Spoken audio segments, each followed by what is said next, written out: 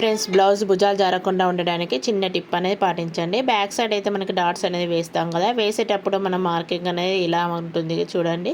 మనకు side joint అనేది వేసినప్పుడు మనకు మార్కింగ్ వేసుకుంటాం కదా, ఆ మార్కింగ్ ఆధారంగా నెక్కి రౌండ్ అయితే మనకు ఉంటుంది కదా, ఆ నెక్కి రౌండ్ మధ్యలో అయితే పట్టేసుకోండి. మధ్యలో పట్టేసుకొని మనకు సైడ్ జాయింట్ మార్కింగ్ని, మనకి నెక్కి రౌండ్ మధ్యలో మార్కింగ్ని రెండింటిని కలిపి అయితే ఇలా మనకి మొత్తానికి పట్టేసుకోండి. చూడండి, సమానంగా వచ్చేటట్టుగా మిడిల్లోకి అయితే వస్తుంది. ఇది షోల్డర్ మీదకి అయితే వచ్చేస్తుంది. ఇలా వచ్చేస్తున్నవానికి హాఫ్ ఇంచ్తోనైతే మార్కింగ్ వేసేసుకొని మొత్తానికి ఇలా మనకు 4 ఇంచెస్ లేదా 3.5 ఇంచెస్ వరకు అయితే మార్కింగ్ వేసేసుకోవచ్చు. డాటు మనకు కొంచెం పెద్ద సైజ్ అయితే మనకి ఎక్కువ 4 ఇంచెస్ వరకు అయితే పెట్టేసుకోవచ్చు.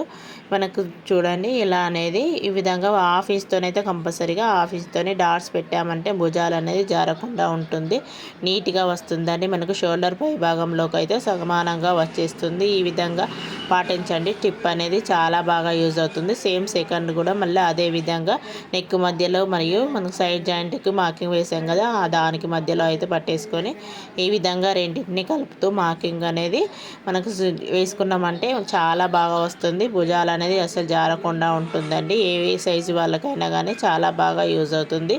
చూడండి, ఇక్కడ నేను ఏ విధంగా వేస్తున్నాను అనేది.